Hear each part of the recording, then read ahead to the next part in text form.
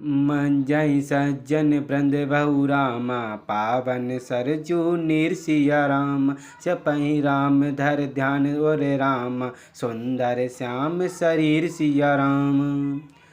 सज्जनों के बहुत से समूह उस दिन श्री सरयू जी के पवित्र जल में स्नान करते हैं और हृदय में सुंदर श्याम शरीर श्री रघुनाथ जी का ध्यान करके उनके नाम का जाप करते हैं। मंगल भवन अमंगल हारी, त्रिबाहु सुदशरथ अजरु बिहारी। तरस परस मज्जन अरूपाना, अहि पाप गए वेद पुराण।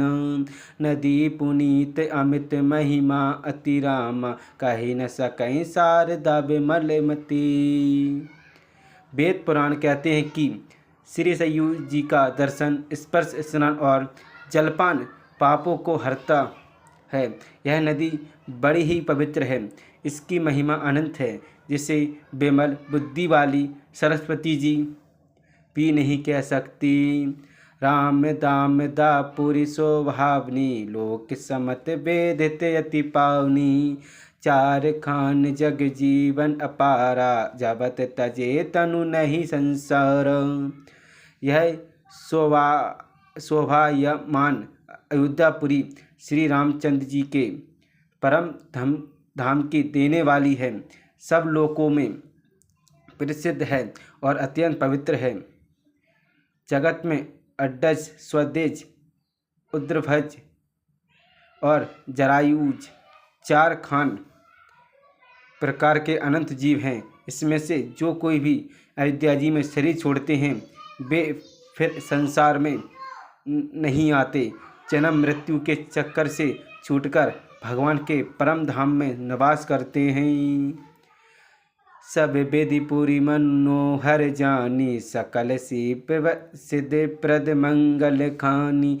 विमल कथा कर कीन अरंबा, सुनत नरसई काम मददम्बा। इस अयोध्यापुरी को सब प्रकार से मनोहर, सब सिद्धियों की देने वाली और कल्याण की खान समझकर मैंने इस निर्मल कथा का आरंभ किया, जिसके सुनने से काम, मद और दंभ नष्ट हो जाते हैं। रामचरित मानस यही नामा, सुनत सेवन पायई विश्राम। मन कर विषय अनल वन जरही, होई शोक जो यही सर परही। इसका नाम रामचरित मानस है, जिनके कानों के सुनते ही शांति मिलती है। मन रूपी हाथी विषय रूपी दावा नल में जल रहा है। वह यदि इस रामचरित मानस रूपी सरोवर में आ पड़े तो सूखी हो जाए।